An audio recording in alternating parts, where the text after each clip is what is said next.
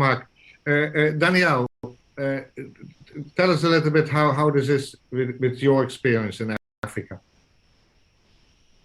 I think to once again thank you for the engagement. I would add on to this to say that to understand the changing dynamics and opportunities, we firstly need to understand what is influencing the change. And like a number of us have said, the greatest influence is that the world is has become a global village. It is ubiquitously connected, meaning that a customer in one region of the world is interacting with products and services from another region of the world at a click of a button. Take, for instance, every day your customer and my customers are buying and interacting with e-commerce platforms such as Amazon, JD.com, Alibaba, eBay, Facebook, Netflix, etc. This interaction is influencing their experiences and shaping their expectations, even when they're interacting with our telecommunication services. Look at services such as Google ecosystem, where you're on Google browser, Gmail, YouTube, Android, etc., and the service is super personalized that it feels like it knows you.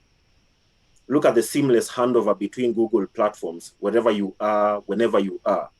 This goes further to device connectivity, whereby using cross-device targeting based on machine learning platforms that are leveraging on machine learning and deep learning, deliver extremely personalized adverts and recommendations to users.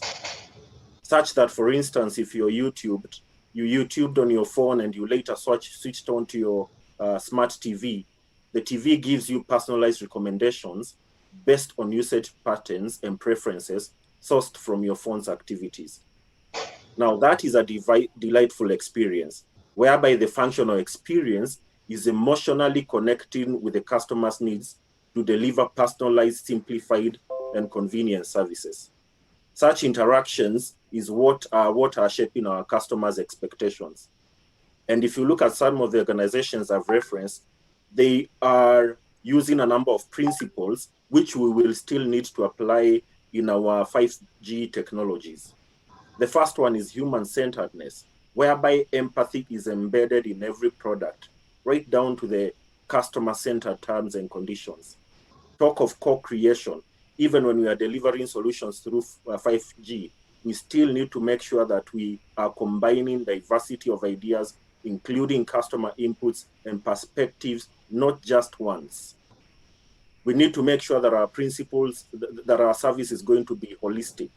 And this is one of the challenges I've seen across, especially in the telecommunications space. We tend to miss out a lot on touchpoint congruence and seamless handover of customer information between touchpoints. For example, whether a customer is on the digital channel, the app, the website, the bot, person-to-person interaction, the handover should be seamless. A customer doesn't have to start over again each time they interact with a touchpoint. The other very important item we'll need to consider as we deliver through 5G is sequencing. We need to make sure that we have systematic handover between systems, processes, people, and tools, like the Amazon interaction that I've just referenced to. And last but not least, of course, we will definitely need to keep iterating, meaning that our organizations need to remain to be agile, flexible, to drive and have the drive to get better every day, because what is great today will be normal tomorrow. I mean, that is so riveting to us as organizations, that what is extraordinary today, tomorrow customers will look at it as ordinary. Hence the reason our organizations need to keep iterating. Look at WhatsApp, for example. Look at what it was 5 years ago. And every 6 months, it keeps consistently iterating to keep up with the dynamic customer needs. Therefore, I'm really urging us as telcos to make sure that we follow these 5 principles: human-centeredness, co-creation, holistic service, sequencing, and iteration, even as we engage in the 5G technological transformation. Right. Let's say thanks very much, Danielle. Let's say I think we talked about right. Let's say thanks very much, Hanadi. Danielle, for you, is it really what in customer experience what Hanadi is saying? Digitalize or die. Is that your view also, or? Definitely it is. And I will talk about three considerations that we have made, we continue to make, and I'm asking every organization to actually look at. One of them is there is always a potential, and at times it moves from potential to real conflict between business needs and customer needs. And many organizations that are struggling to remain afloat are in the midst of this, albeit unaware. The second is the role of brand and the role of experience, because primarily brand attracts, but experience retains. The greatest hurdle we know is not getting a customer to buy from us the first time, but it is getting the same customer to buy from us again. Any entrepreneur who is listening to this knows this too well. It is because brand is built by experience and not the other way around. Brand does not build experience. Number three, and many will be shocked by what I'm about to say, but it's true. Customer satisfaction does not grow a business. It might sustain your business, but it will not grow it. In fact, the other way I define customer satisfaction is that it is a perpetual state of churn, and we'll talk to this in a short while. Speaking to the first point, we tend to inadvertently let business needs overshadow customer needs. Business needs are fast functional, while customer needs are fast and innately emotional. This is regardless of what product or service the customer is looking at. And the insight here is that customers do not consciously know that their needs are fundamentally emotional. So the business that discovers this and exploits it wins big. I'll actually say that a winning business in the short term and in the long haul is one that recognizes these two perspectives and finds a sweet spot for both. That is a balance of functional and emotional experience. Whether the customer wants to buy a car or a house or a phone, a telecommunication service, or the most recent technology, as we are saying, 5G, whatever the service will be, the innate driver of humans is actually emotional. It's about how the product or the service will make me, the customer, feel. It's about the interaction with the product or service, the ecosystem behind the product or service, how it makes the customer feel. It's about each interaction with your brand. It's about the interactions at various touch points, such as buy, discovery, delivery, upgrade, downgrade, reuse, how it makes the customer feel. Is the feeling repulsive? Is it satisfactory? Or is it delightful?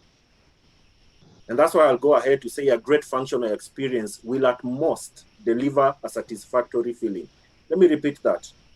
A great functional experience will at most deliver a satisfactory feeling.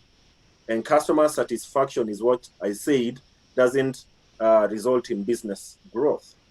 It is the balance of functional and emotional experience that delivers a delightful feeling, a legendary experience, like I like to call it, that keeps customers coming back. Okay. Where customers keep coming back and referring others to your organization. And that is what we are struggling and we are pushing to get: organic growth and customer acquisition or retention. All right, Daniel, let's say thanks very much. And I think you touched a few points on it, and maybe the question for Hassan is about 8 minutes left. If you can short say, what are your predictions regarding customer experience in the next coming years? Well, what is your view? Okay, thank you very much for that. I think my predictions cut across chatbots, AI-assisted agents, and visual engagement, voice and text sentiment analysis. Why so? Because visual engagement, voice and text sentiment analysis can gauge the emotion and sentiment in various types of communications. Visual engagement technology passes facial expressions in the face-to-face and video chat conversations. And these are things we don't want to miss as we translate our engagements into full digital. Again, if you look at augmented natural language processing, we should be able to use this, use voice biometrics and nuances in tone, in modulation, in phone calls to understand the emotion and authenticate voices, because we do not want to miss out on any key trigger that can help us connect better with the customer. And lastly, sentiment analysis, which we are going to use even more to analyze written communication, determine the emotion and the intent of a customer. So using these technologies will help us determine how to route communication, how to the delight levels of our customers or non-delight levels of our customers, and help us to keep justifying technology expenditures that are usually a challenge to do in the customer experience space, Okay. because we need to make sure we remain profitable and grow in repeat business. Now let's say Daniel, is it that also your view? A few words. We have not much time now. Yes, completely it is. And I think one big opportunity we have in the telco industry is to make the life of our customers easy. Look at what we are offering customers so many services, and we expect that they have time to rummage through our services. Okay. So in closing, I'll just say, let's simplify the selection. Let us use AI solutions, predictive solutions, to offer the customer the best solution at a go in milliseconds, as opposed to expecting them to sit and study our ecosystem, which they don't have.